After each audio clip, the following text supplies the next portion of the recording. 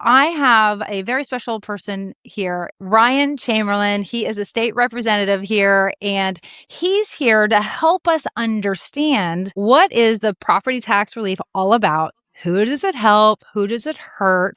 And Ryan, thank you so much for being here. Welcome to the show. Awesome, Charisse. Thank you for having me on. And really, thanks for being willing to have the discussion. You know, it's interesting. I just heard Donald Trump speaking, and he didn't really talk about affordability, but a lot of the Democrats have kind of fallen off a little bit, where they're not as much for some of this affordability changes, the property tax stuff as well. And so this makes you different because you're a Republican. You're putting your flag in the ground. You're talking about it. So my big question is, let's talk about DeSantis, because was all for this, and I think he still is, but there's been some changes, and I've heard some rumors. So can you tell me a little bit about what's going on there behind the scenes? I know you talk to him a lot. Our governor is a great governor. It will go down in history as one of the greatest here in Florida and in our country. What happens is you do have term limits. He has term limits. He's only got a few months left in office, and he'll be moving on to do other things, and he'll decide what that is. But, he wanted some major property tax relief, but it's a lengthier process than what you'd want it to be, because property taxes are baked into the Florida state constitution. And when something's inside of a constitution, you can't just pass laws to mess with it. It has to be voted on by the people. It has to go on ballots. And there's a big conversation that takes place. And in my opinion, our governor, Ron DeSantis, ran out of time to do what he ultimately would have been able to do. Now, we're in the process of electing a new governor. We will have one in November. I'm working with leadership in both the House, both the Senate. We'll see where the conversation can go. There is another option besides the legislature, though. There's something called a constitutional amendment, a citizen-led constitutional amendment, meaning you can go get enough signatures to force something to be on a ballot. I have recently announced that I'm heading up a citizen-led constitutional amendment to gather enough signatures, kind of as a backup plan for whether we can or can't get it done through the legislature. The people can choose to get something done. We've seen things like abortion and marijuana and big topics make it to the ballot through signatures and through campaigns. It hasn't been done. One other state got it done, but it didn't pass. But I would like for Florida to be the first citizen-led constitutional amendment on property taxes that actually passes. That's going to take a few years. I'm working with an organization called endpropertytaxnow.com. And anybody interested in this topic, especially if you're in Florida, that's a cool place to go stay in tune with all of this. But when it comes to Governor Ron DeSantis, he's done great things to elevate this conversation. So I want to give him a lot of credit. I basically am one of the voices on the House of Representatives side that has pushed to elevate it. But as governor, he's got a big microphone. He did end up getting an amendment that's going to go on our November ballot. But by the time it went through the process, it's just simply a lot less than what he wanted. So he's going to vote for it. He says he's going to vote for it. I'm going to vote for it. But it's ultimately not the elimination of property taxes what's happening. It is a major relief. The government's still going to have a lien, even if you vote yes on your property, but you're just going to have a relief plan for homestead exemption for the homeowners in Florida. And it's still, even if it all works out, it's only going to lower our property taxes from $65 billion back to about $53 billion, which is still $13 billion higher than what we were collecting a few years ago. So that's what's happening with the topic today in Florida. I'm so puzzled, and I'm sure it has something to do with state versus federal. But when Social Security conversation came out about, hey, you're not going to have to pay any taxes on your Social Security. Yay, let's get this ramped up. Let's get this passed. Every retiree was for it. And those retirees, their kids are running businesses today. They're for it, even though they knew somehow it would come out of somebody's pocket.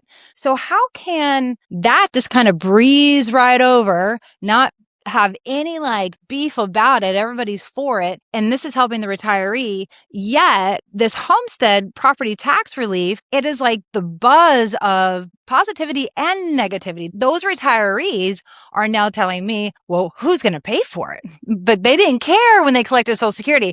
And the business owners are like, yeah, who's going to pay for that? Is that us? The second part is the paying for it, the affordability, the 40 counties, if I recall, in Florida that could really go belly up if this does get pushed. And I know they're already having issues anyway. So what about those 40 counties in Florida that if this does get pushed, like what happens to them? Let me open it up with answering kind of the first dilemma you presented, Social Security versus property taxes. Both of them have their own issues worth talking about. But the scare tactics that are being used in the property tax discussion would be different than the type of tactics used to frustrate people on the Social Security side. Meaning they're able to really get down and personal by telling people on the property tax issue, you're not going to have police that are taking care of you. Or if you have a fire at your house, nobody's going to show up. Or the schools are going to shut down. This is not true. Our counties have the funds to do this. They need to stop maybe funding some pet projects, but there is a call for redirecting funds in the appropriate way in this messaging.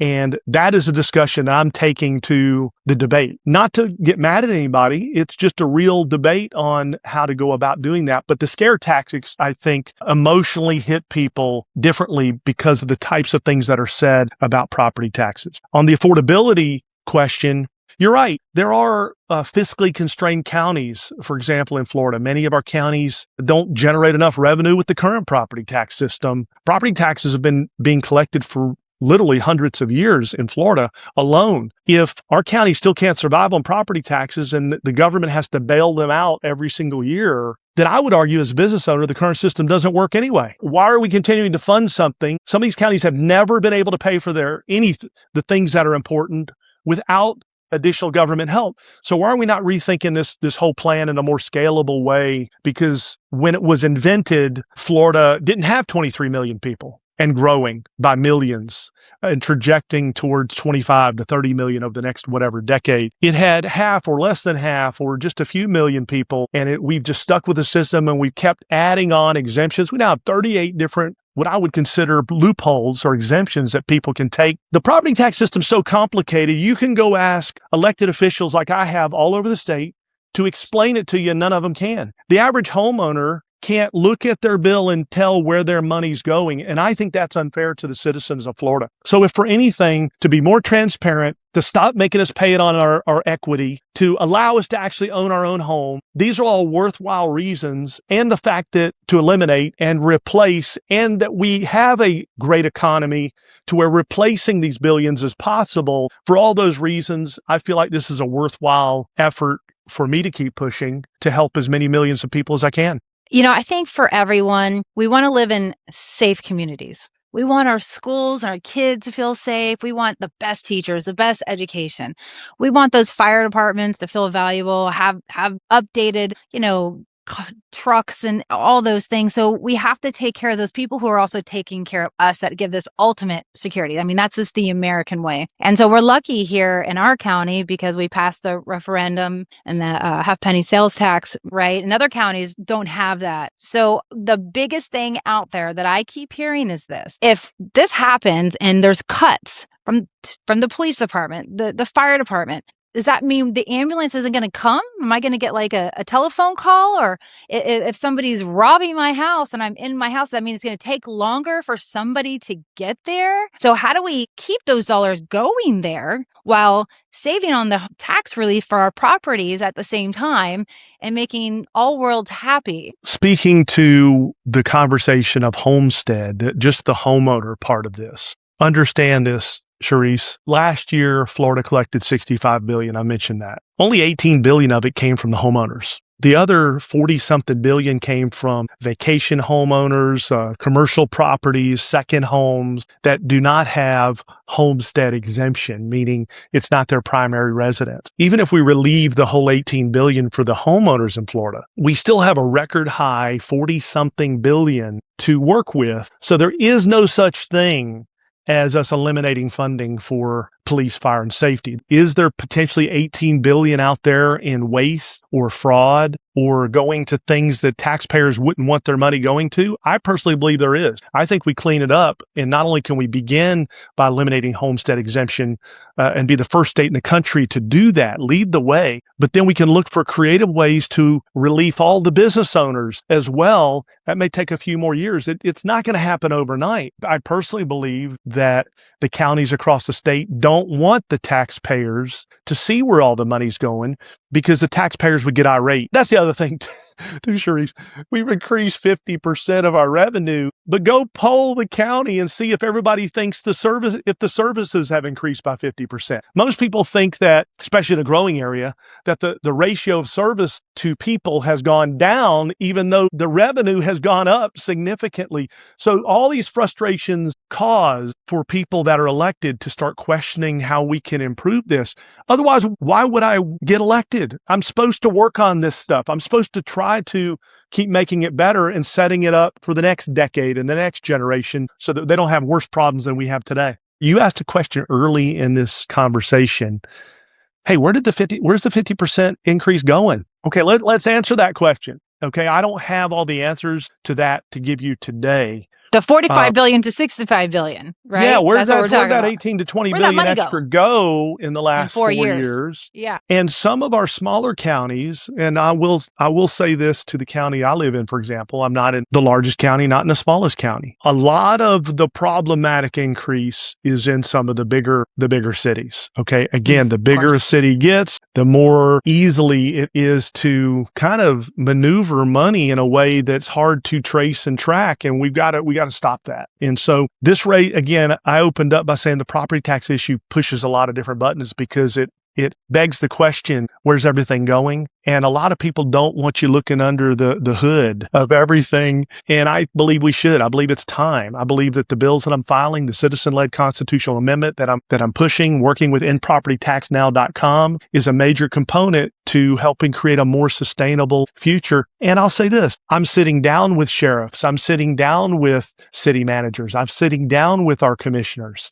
I want to hear their ideas, but I don't want to just hear it can't be done. I really don't accept that at all as a valid answer. It's almost like until you force it to have to happen, people are going to hang on to what they have as long as they can. And so I am trying to force this conversation to happen. Ryan, thank you so much. We'd love to have you back when we get some math and we can really dig into what does this proposal look like. If people want to reach out to you after this, what's the best way to reach out to you? The best way is probably through social. If it's campaign related or legislative related, they can go to repryanchamberlin.com. My handle on most of my political type stuff is Rep Ryan Chamberlin, but you can find me on all the socials. That's going to be the easiest way. And if you want to go a different route, you can Google my name. And it'll point you to hopefully the good articles that have been written about me. All right. Well, thank you so much for being here. And we look forward to your next sit down with us. Thanks so much.